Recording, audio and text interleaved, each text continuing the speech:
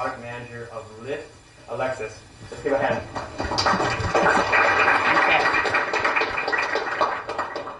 Thank you.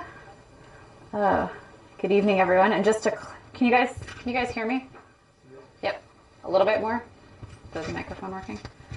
So just to clarify, by the way, I'm one of many product managers at Lyft, not like the product manager at Lyft. And I actually just started working at Lyft last week. Prior to that, I was at LinkedIn for 5.5 years. So I'm not speaking on behalf of Lyft. I can't tell you anything about Lyft because I'm still trying to figure it out myself. So most of what I am going to talk about tonight has been my experience at LinkedIn, and prior to that, at Bing.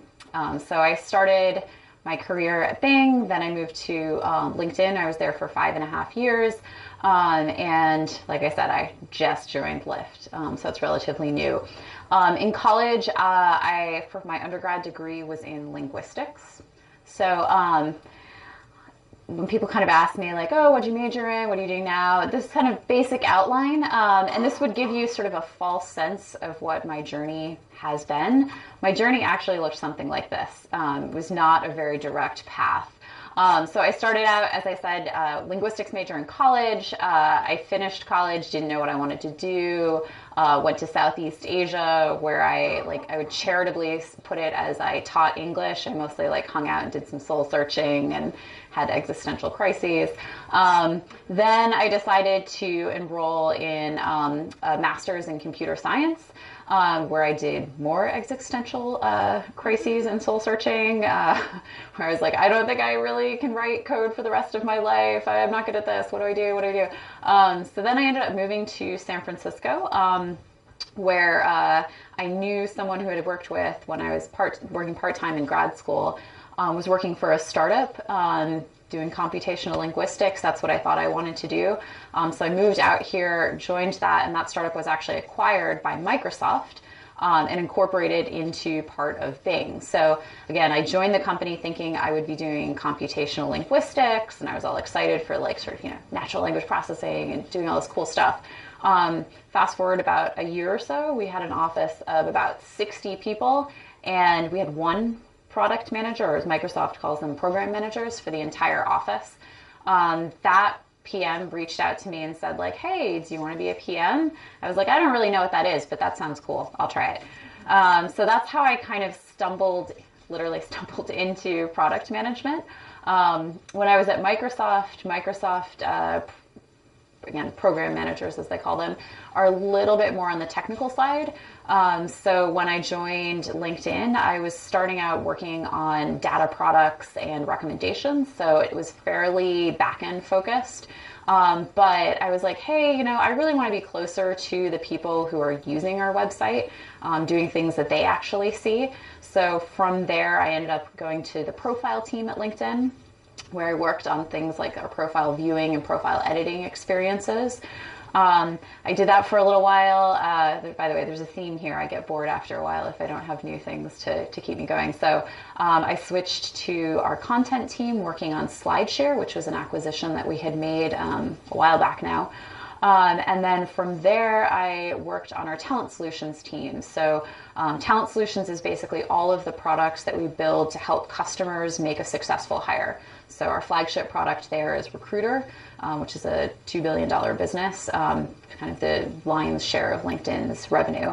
And I also worked on a new product that was more targeted at non-talent professionals and giving them tools to source and hire talent. So that was my story at LinkedIn. I was there for about 5.5 years. I had the privilege of seeing the company go from about 1,800 when I joined to over, I think they're 13,000 now. So it was a really exciting time in LinkedIn's history. And then, as I said, obviously, most recently, I have just joined Lyft. So again, won't be speaking on behalf of Lyft or anything, but I definitely have some anecdotes about my time at LinkedIn, and before that, my time at Bing. So that's my journey, and I think this leads very well into my first lesson, which is that there isn't one way to become a product manager. So people often ask me, I've talked to college students who've decided, I want to do product management. What do I do? And I'm like, I couldn't tell you, because look at what I've done, and I don't know if that'll work for you or not. So our former head of product at LinkedIn, Deep Nishar, he had done an engineering degree undergrad, did I think a year of like consulting, year or two of consulting, and then got an MBA at Harvard. And that is sometimes referred to as like the classical product manager background. But then we also had our former head of monetization was a political science major in college, and I don't think ever had a technical degree. One of our co-founders, Alan Blue, majored in theater. So I've worked with people who have done everything from English majors to people with design backgrounds, former software engineers, obviously, people who've worked in sales, all sorts of different backgrounds. So there really isn't one particular way to become a product manager. All of that said, this is one of these things that like no one likes to admit. But having an engineering background does actually help with product management. And I find it's not even so much that you really like need to have majored in computer science to be able to like understand like, oh, this is how the tech stack works. This is like how the architecture is, blah, blah, blah, blah, blah. Because to be honest, like, you know, anyone can learn that stuff. I find it's kind of helpful just to like call bullshit on the engineers sometimes when they know that like, oh, okay, like, yeah, Alexis has a degree in computer science, so like I can't like, you know, slip things by her. Or I try not to use the phrase, but every once in a while I'll break out the phrase like, even I could like check in this code, like let's get this moving, come on. They're like, oh yeah, okay.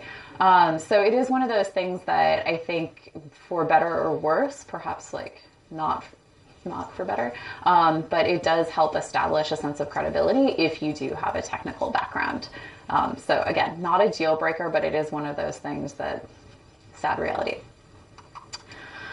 All right, next thing. So everyone thinks that product management is all about coming up with this brave, creative vision and then, you know, having like your team execute on it, like announcing it to the world and getting like all of the great accolades from like, you know, the press and like the CEO and everyone congratulating you on like the amazing work that, you know, your product has done. However, in reality, most of product management is glorified cat herding. And don't get me wrong, there's some amazing non-cat herding parts to the product experience.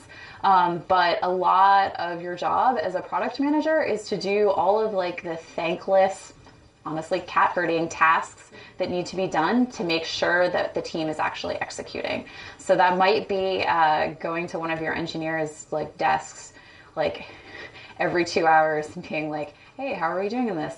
Oh, we're blocked? Okay, who do I need to talk to unblock it? Running around, sitting in meetings, like getting sign off from various people, going through process.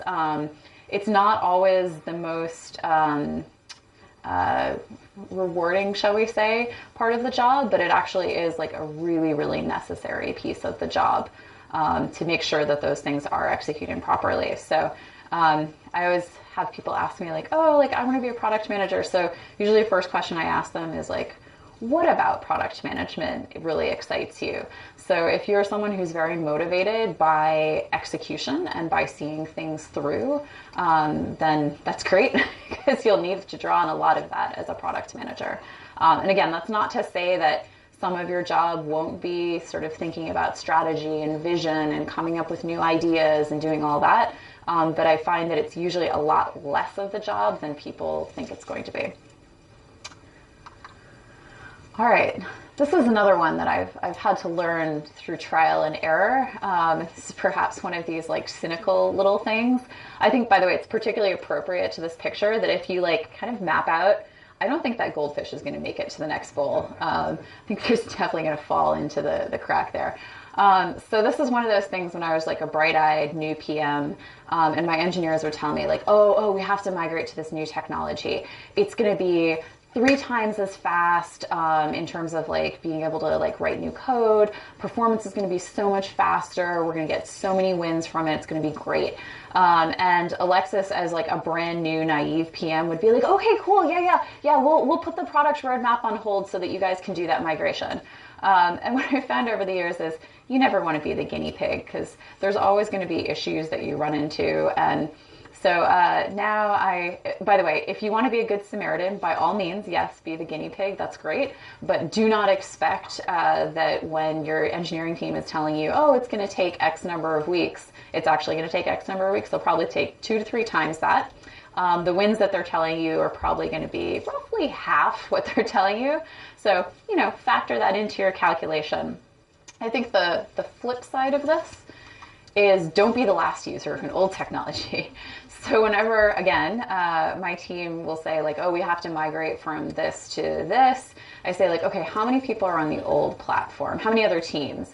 And if the answer is like, there's only one other team, I'm like, but you need to migrate now because we're going to lose support for this. It's just going to be a lot more painful. So delicate balance. You don't want to be the first, don't want to be the last. Again, something I learned through trial and error. Pretty much any metric that you have is gameable. So for a long time, LinkedIn used to look at page views. Page views was what we were going for. And if you kind of blindly follow a metric without kind of thinking through what you're actually trying to measure, which I think in this case is probably value to our members, if you just kind of go into the metric without thinking about like, what does this actually represent, you end up having some of these like weird incentives. So things like teams would be like, oh, well, we'll just like refresh every 10 results and we'll count that as a page view. You get like weird things like that. Or instead of putting this information right in front of the user, we'll make them have another button that they have to click, and then that'll count as an extra page view, and that'll increase our page views, and it'll be great. So there's lots of these kind of, I call them like perverse incentives, that if you're not thinking about like taking a metric in good faith, it's really easy to game those metrics. So I think it's always important to kind of think at a very high level, what are we going for? So it's usually value for your users. And then kind of thinking about like, okay, well, what are the metrics that are good proxies for that? And when we see movement in this particular success metric that we've established, is it a good thing? So always asking yourself, like, is it a good thing that this metric moved? Because I think it's very tempting to say, oh, we have this success metric, it went up, yay, let's all high five and like ship it and, call it a win. And actually reflecting back on, okay, is this a good thing? Because there will be downstream longer term impacts to that type of thing. I think the other really good example of this, which I used to get all the time when I would tell people I work at LinkedIn, emails. So I'm sure, how many people have gotten an email from LinkedIn before? Okay. So it used to be like the number one thing when I'd be at like cocktail parties, people would be like, why do you send so many emails? And I think part of that, to be honest, was probably that you had all of these teams saying like, hey, I want to bring users back to the site. So let's just send them another email. We'll send them another email. Same thing happens, I think, sometimes with push notifications. If you've got a mobile app, like, hey, let's just send another push notification. Because if you're measuring, say, 2 weeks, even a month, of data and you're A/B testing something, you'll say like, oh, we're getting so many more people to come back to the site. This is awesome. This must be amazing. Let's just do this all the time, without thinking about like, what is the long-term impact there? So if we're sending more emails over time, users might get annoyed. They might stop looking at emails. They get, email fatigue or push notification fatigue, all of that. Thinking again about what are we actually trying to go for? Sort of value for a user, and is this number going up really a reflection of that? So on a related note, just because all metrics are gameable does not mean that you can just kind of go wholesale into like, screw it, we're not going to look at numbers, it's great, whatever. We're just going to like go based on like what our users are telling us. So I think a good product manager can actually take user feedback, they can take the metrics that they're looking at, and then they can layer onto the top of that their, I don't know, for lack of a better term, like product instinct. So user feedback is not always a good thing. Oftentimes you'll ask users, actually this is an example that we were doing some user research in Brazil. And at the time we had not launched, we'd launched LinkedIn in Brazil, but we didn't have our entire content platform in Brazil. And we were trying to decide like, hey, how do we want to do this? Is having like the news feed and content and that kind of thing useful for the Brazilian market. And so we would ask people like, hey, are you interested in like staying on top of news from your industry? You can imagine what people say, right? Yeah, of course. I say it's the puppies test. Do you like puppies? Yeah, everyone likes puppies. But in practice, then, and we happen to be working with a really stellar user research team. So the naive PMs, of course, would be like, hey, do you think this is a good idea? And the people we were interviewing were like, oh, yeah, sure. I like staying on top of my industry and, being up on news, that kind of thing. We're like, oh, great. The user researcher started asking them, okay, do you read newspapers right now? Or do you read online newspapers, paper or online? And people would say, uh-huh. And they'd say, okay, what was the last time that you read a newspaper, and like, what did you read about? And of course, when you started to delve into that, people were like, oh, it was like a couple weeks ago. When is this thing? And like, once you started to actually ask them the specifics around their behavior, it turned out that people loved the idea of getting up every single morning and checking in on what is the local news in their industry. But in practice, that's not what actually people did. Another example, I think, of this kind of, sometimes you ask users what do they want, and that's not actually what you should build. So we were building a hiring solution for non-talent professionals. And we'd seen in the data that when we give people a lot of tools, a lot of like facets within search, they would try to use them. So they would come up with things like, the example that I would give is people would say like, okay, I want someone who knows Java, who speaks fluent Finnish, who lives in Topeka, Kansas, and is skilled in like wood carving. I don't know, whatever. They'd come up with these crazy criteria because we gave them all of these options. Like, oh, they have to have 5 years of experience, but no more than 8 years of experience, because we've given them all these options. And of course, they would find like 1 or 2 people in that search. And then they'd be annoyed because they're like, I can't make a hire using LinkedIn. I didn't find enough people. So what we did was we said, okay, great. We're going to ask you what you're looking for in a very lightweight kind of way. We're basically going to ask you to describe someone in your network who's an ideal candidate for this job. And then we're going to show you, we're not going to give you any other options. We're going to show you people, and you'll tell us thumbs up, thumbs down, and we'll try to adapt those recommendations depending on what you give us. So we had people go through this, and we kept getting some feedback, not from all of our users, but some of our users were like, I really need the ability to specify how many years of experience people need to have, and I need the ability to specify what languages they need to know, and I need, all of these things. But we knew in practice that when we gave people these things, they actually were really bad at using them, and they weren't going to be able to fulfill their goals successfully. So it was actually a delicate balance, I think, between convincing people that they didn't actually need all of those extra things, but also kind of listening to them at the same time. And I think that's a lot of product management, is figuring out, okay, what's the underlying need that I'm trying to solve for my user? And how do I do that in a way that will actually be successful for that user, but not necessarily exactly how the user is asking you to solve that problem? So that's the art of it.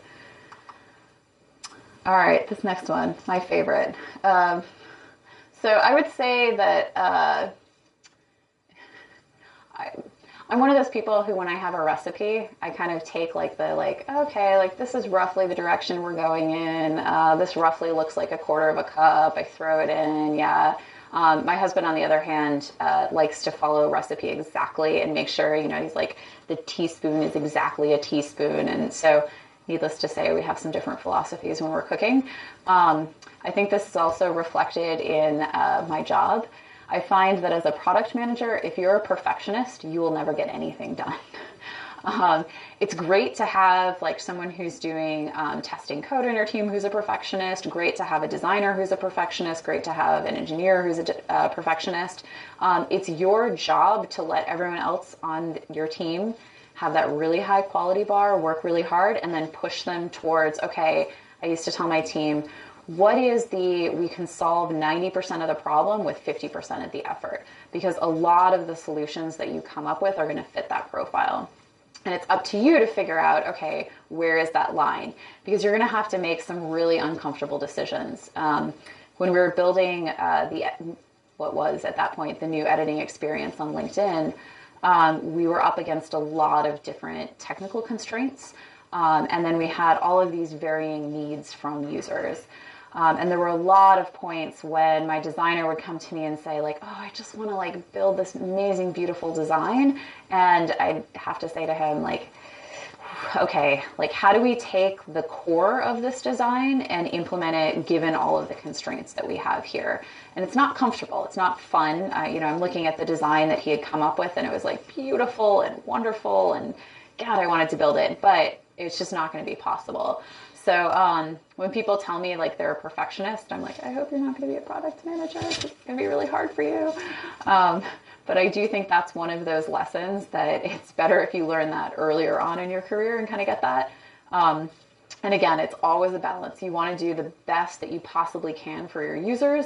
But as I tell my team, like I want to build something for my users that they're actually going to see. So you can like iterate and try to come up with the most perfect thing ever. But if you're just continuing to iterate and not putting it in front of your users, then it's not doing anyone any good. So this is another one that I had to learn through experience, shall we say.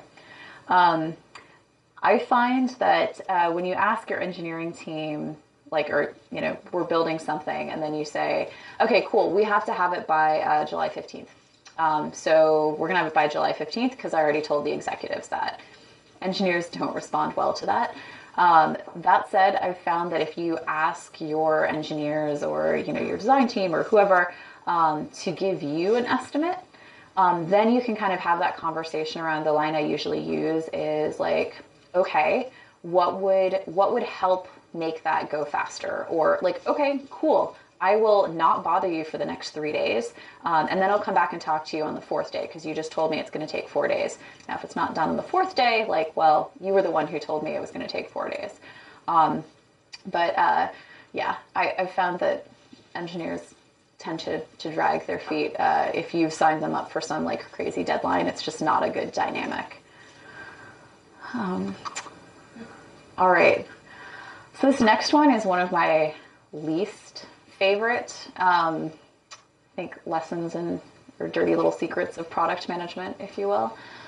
And this is actually something that I've struggled with from a like actual product standpoint, because remember I was in charge of working on products that would help people make hires, help people get jobs. And it's one of those things that I don't think is a good thing, but it's also sort of the reality of how the world works. So, and I've seen it even at a place like LinkedIn, where we tried to do a lot of thinking around like how do we hire the best people in the most intelligent way. I would still see, and this would happen, I interviewed our recruiting team, and I also interviewed a lot of hiring managers within LinkedIn to hear this. People tend to default back to what they know. So that's why at companies you'll see, let's say you get a couple people from Twitter who all went to Carnegie Mellon, and then what do? They turn around and hire other people who they know from Twitter or people who went to Carnegie Mellon, because they're like, well, I did that and I'm awesome, so I should hire more people like that. And if I'm being like totally transparent, I think that was like a lot of how I ended up at LinkedIn, because I fit the profile of a lot of existing product managers. I had worked at Microsoft. We had a bunch of Microsoft alums at LinkedIn. And I had gotten my master's at University of Pennsylvania, which is where our CEO had gone. So there were a lot of people from that college. Again, I don't actually think this is the right way to do hiring.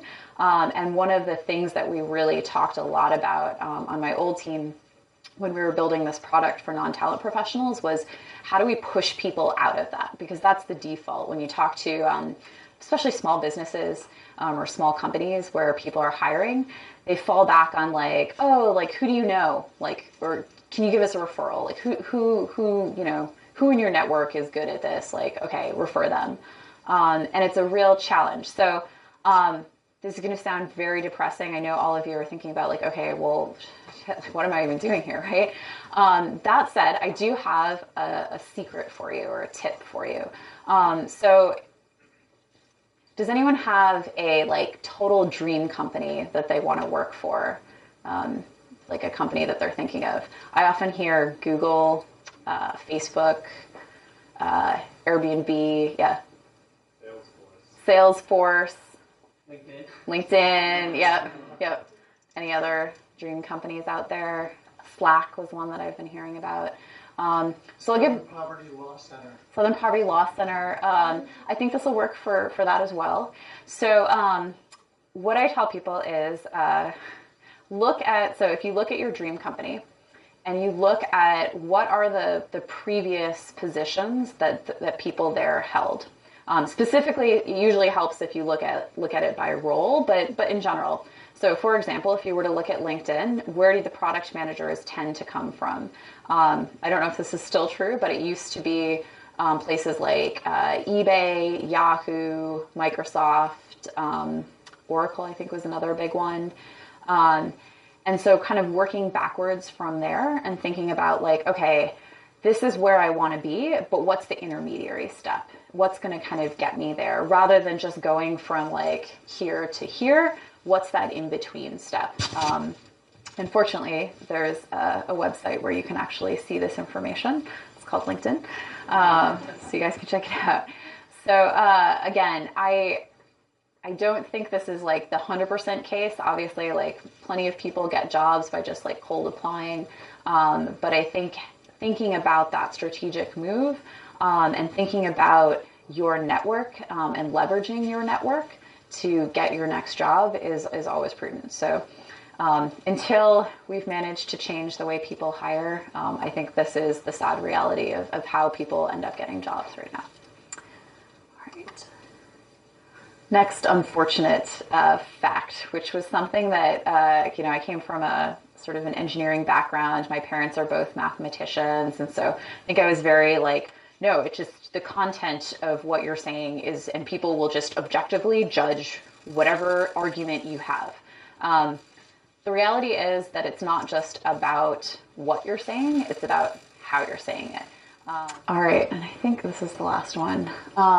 This is the final one. So yeah, it definitely matters if like you have good ideas and you're well organized and you hold your like stand-ups in a very like punctual way and like all sorts of stuff. That does matter. But I found that oftentimes it does come down to those relationships that you've built with your team.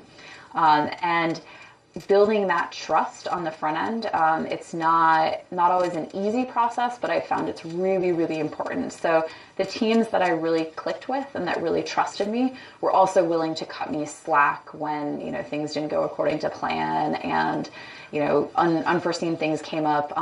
Those were also the teams that were willing to like really, really like bust their butt to make sure that we like made certain deadlines because we did have that personal relationship. So really, really important. Again, like it also matters, obviously, that you're genuine about that, because people can sense when you're not, like, you're just trying to like buddy up to them and you're not actually genuine about it. But taking an interest in like the members of your team and just like knowing like, I don't know, what do they like to do on the weekend and like, do they have a family or not? And just having those kind of personal interactions and establishing that rapport with your team is really, really, really important. So I think that's the final one. With that, you want to take some questions? Yes. Yeah, I think you sort of touched on this, but like some of, I think LinkedIn's like behavior, I think in the past it's like getting better. Now, Mm-hmm. like, I see it as being rude. Right? You said it's like metric driven. Yeah, I think like that's like LinkedIn is doing really well, and like I see it like keeps doing better and better, but it still like behaves in this like rude way. Like I wonder if you can give like more examples of like I knew this like from an outsider, like it's metric driven, Yep. rather than like how can you avoid that happening? Like you Yeah. touched on it a little bit. So I think if I can try to echo back your question, it sounds like you're asking, how do you kind of, it feels like to you as a user, LinkedIn is sometimes being kind of rude and as like sort of a byproduct of this like metrics focused culture. And so how do you sort of push back against that as a product manager and kind of weight that? I think that's a good point. I think LinkedIn especially is in a really tricky position because I say, it's not like Facebook.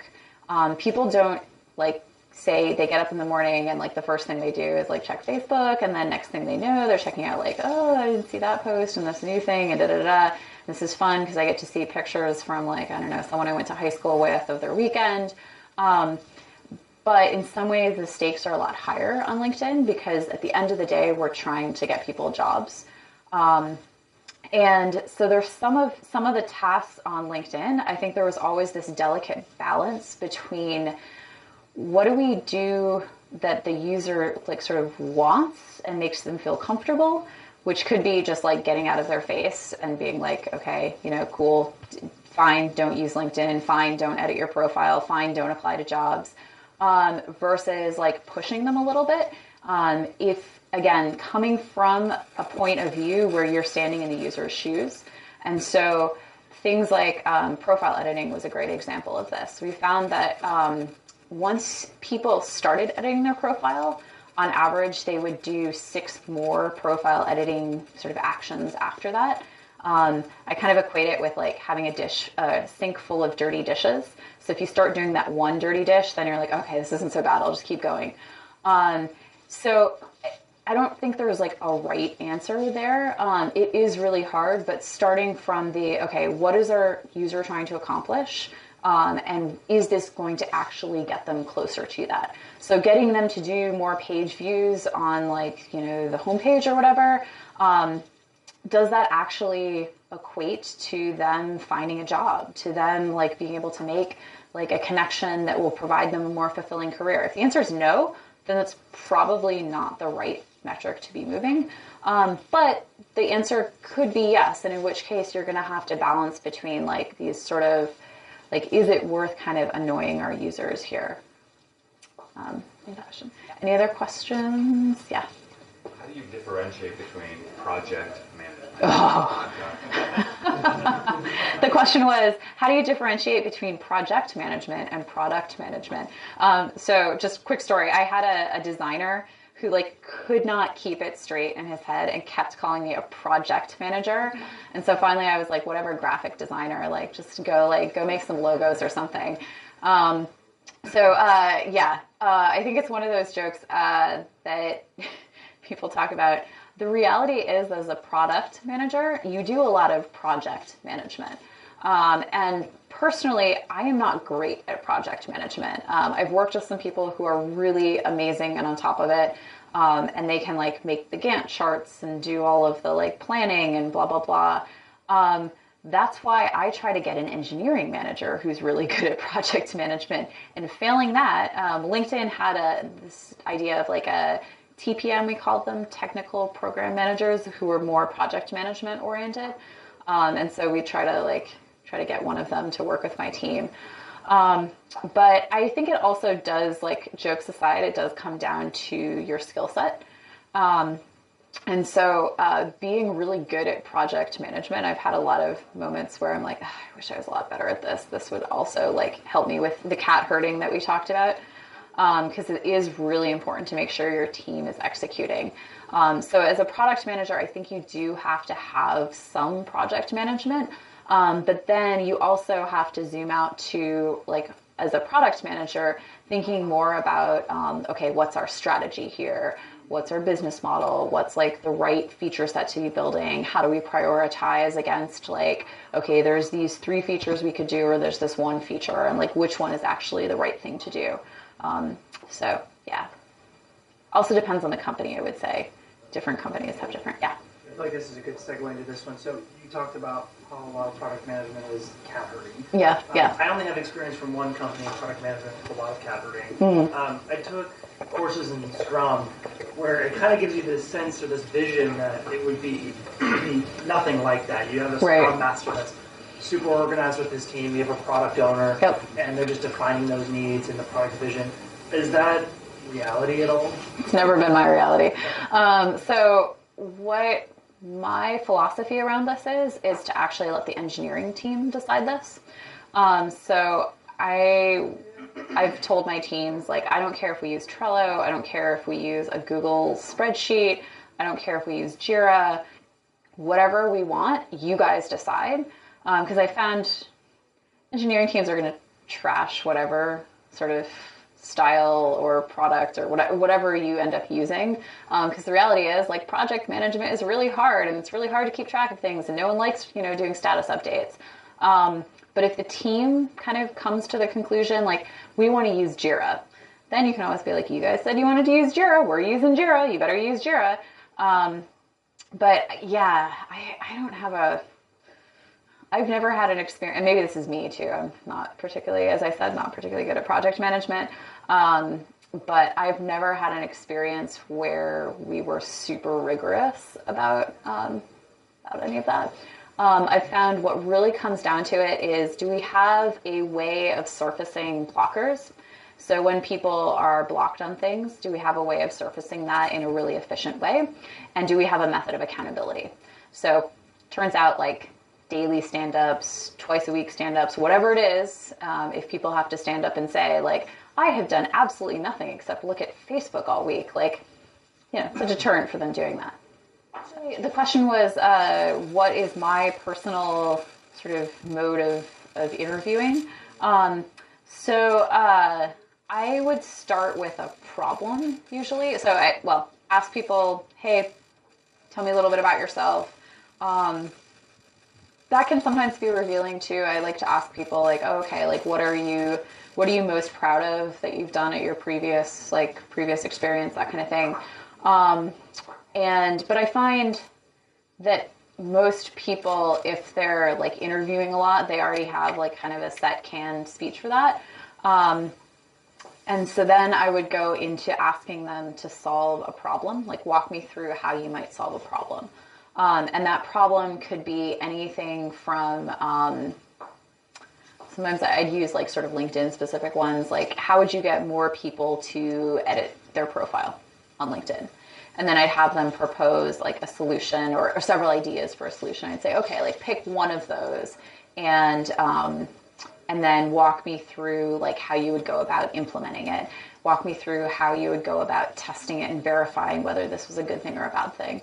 And that usually, again, gives me a holistic sense of how someone might approach things. Mm-hmm. Good question there. Hi, Alexis. I'm Baird. Thank you. My question to you is, in your experience, how difficult or easy was it for you to move from one industry to the other, being the product manager? You work with LinkedIn for most of the time, going into Lyft, which is a totally different space. Yeah. Are there any certain general principles that you go along while you interview, and how does it work out? Yeah. So the question was, like, sort of transitioning between different industries. How does that work? So, I mean, there's always sort of core pieces to product management. I hope I've been able to capture some of the generalizations in this talk. But as far as, like, a new space, so personally, I mean, I was a liberal arts major. I think I enjoy kind of trying to learn new things and wrap my head around different problem spaces. So when I was at LinkedIn, I did 4 very, very different areas. And every time I moved teams within LinkedIn, there were things that were obviously the same, but I said, like, even my sort of last tour of duty at LinkedIn, if you will, going from the consumer side to the monetization side was really different, and actually very humbling that I could have been at a company for, at that point, it was like 4.5 years, and not understand so many things in this sort of other area. Like, I'd never worked with the sales team until I moved over there. So for me, I like that kind of, like, learning new things. but it is challenging, of course. Like obviously, like I just started in a brand new space at Lyft, and people have been asking me like, "Oh, how's it going?" And I was like, "It's pretty fucking humbling, actually," because to think like, "Oh, I have all this experience as a product manager," and then I'm sitting in meetings and I'm like, I don't understand half of what people are saying.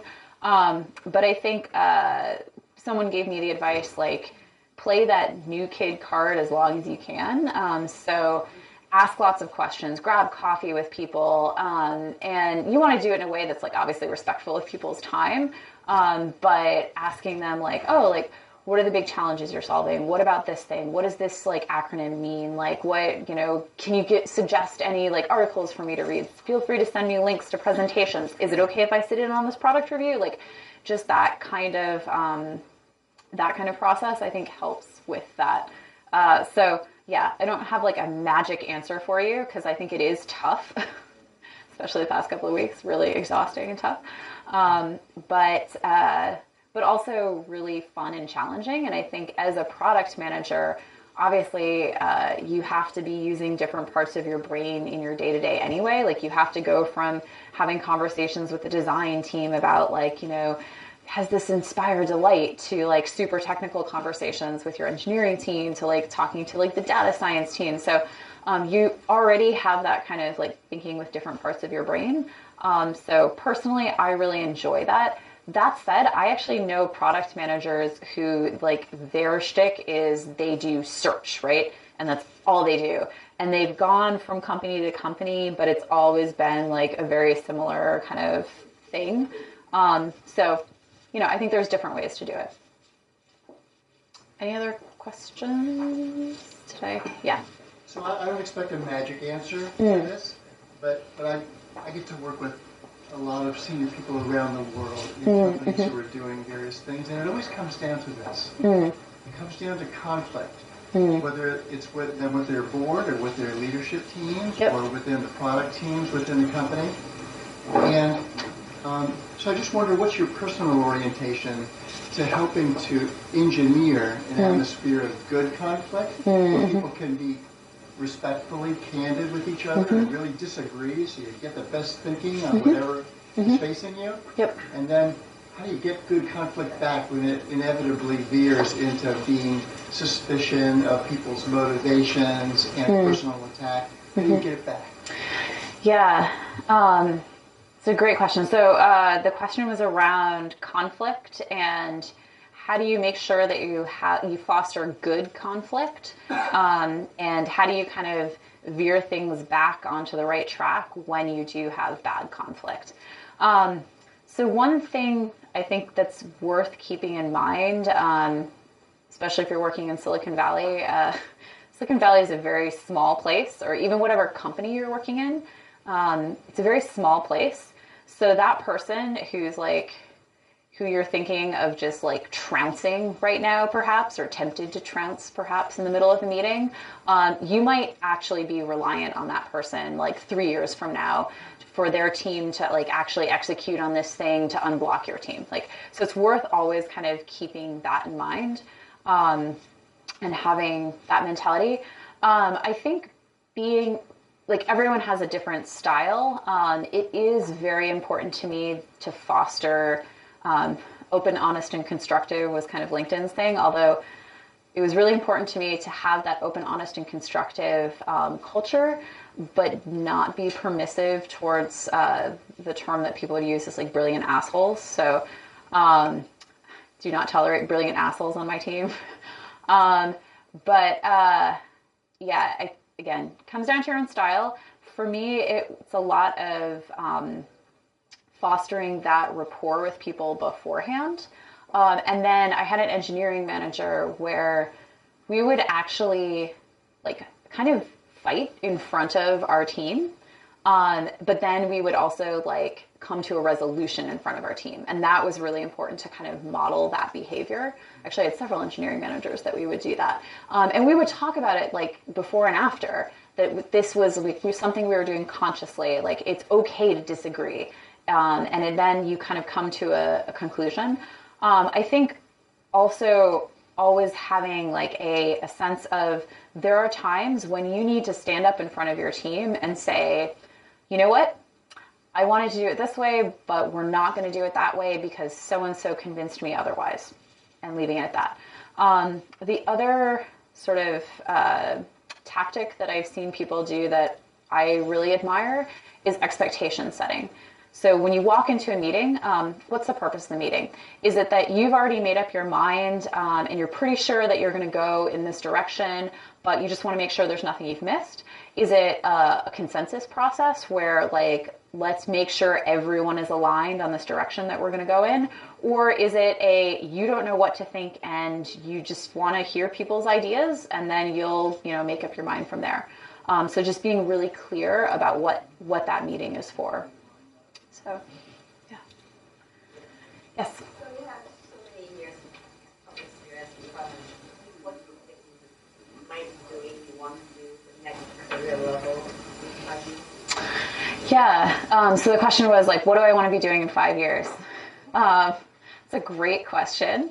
I'm not exactly sure what that's going to look like, but I do know that what has been really important to me is management. Sounds like kind of like a cliche, like blasé word for it. I think it's more mentorship.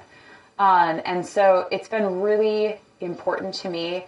And I found it to be really rewarding to have people that I've worked with where maybe they started out at a certain level of performance, and then working with them to figure out, like, what really motivated them, how could we get them to that next level of performance, whether it's an engineer on my team, whether it's a designer, whether it's another PM, and helping them kind of grow in their own career has been really important to me. So I'm not entirely sure, obviously something within product management still, but having more of that kind of role with other PMs.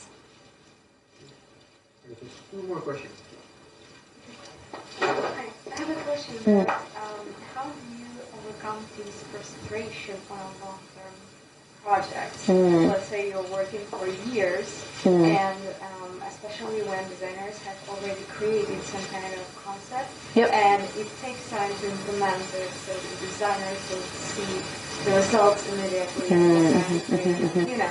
More emotional people, they can be a little bit down. Do you have any tips? So the question was around how do you sort of handle, especially with designers, or I would say also in general, perhaps, when you have a product that you're working on that has a very long development cycle, how do you kind of keep people's spirits high, even though, like, perhaps the designers have designed something and it's like 6 months later and the team is still building it? For the record, by the way, I would say the most emotional people I've worked with have been engineers, just for the record. Not that I haven't had, like, some diva designers as well, but in general. I think it's a very real problem. And that's why whenever I'm building something that does have a very long development cycle, I do try to break it down into some more, like, shorter milestones. Because I think it's actually not good practice, especially in software development, not good practice to have, you come up with an idea and then you don't do anything for an entire year and then you finally get it in front of users. Because by that time, like, the entire landscape could have shifted. You could have wasted a year of, like, building something that doesn't actually resonate with, like, your users. There's all kinds of things that could go wrong. So I always push to make sure that we have some intermediary stuff where we can at least start to get stuff out. So from a designer perspective too, that might be like, hey, let's put together some mocks while the team is building this other thing, and we're going to go out and do some user testing with just mocks. So they feel like the second thing, I think, is constantly being a broken record and reminding your team what they're trying to accomplish. And so that everyone knows, like, the reason we're doing this is blah. And is it important because blah. And that they can then, like, articulate that vision as well is really important. But yeah, it is hard. And I would say that it's, like, hard as a product manager, right? But no one cares about making you happy as a product manager. You're the one who has to, like, keep motivating the team. So it can be hard, but like, having those intermediary steps is really important. And then also just constantly keeping that, like, long-term vision alive so that everyone's, like, thinking about that. time for one more question. Or I'm going to take, yeah. Well, if it's product manager, which tools do you interact with and how often and what format? I mean, do you schedule your own meetings or do you join which or do you just be able to drop in and check? Yeah. So the question was, as a product manager, kind of who are you working with? Do you like schedule your own meetings? Do you kind of join other meetings? Like sort of the mechanics around that. I think it depends. So in the beginning, it depends on where you are in the product development life cycle. So in the beginning of like, just like ideation and thinking about product and speccing, I probably tend to spend much more time with the designers, with the marketing team, maybe doing like, validations, with our research team. I spend more time with like customer support around like identifying problem areas, maybe some time with our analysts looking at, where are the areas of opportunity according to the numbers. And then as we get farther in and like the team is actually executing on something, I tend to have much more frequent check-ins with our engineering team. And as far as like meetings, it really depends. Sometimes I schedule meetings with people. Sometimes I get pulled into meetings because they're like, oh, hey, like we need you to weigh in on like the product, we don't know what we're doing. So I schedule this meeting, come to it. I think the tagline of product management is really like whatever it takes. So if that means like I've got like some people on the team who really want to schedule meetings, fine, I'll show up. If I have a bunch of people on the team who like for whatever reason are uncomfortable scheduling meetings, but we need those check-ins, then I'll schedule them. So really just depends. All right. Cool. Thank you guys.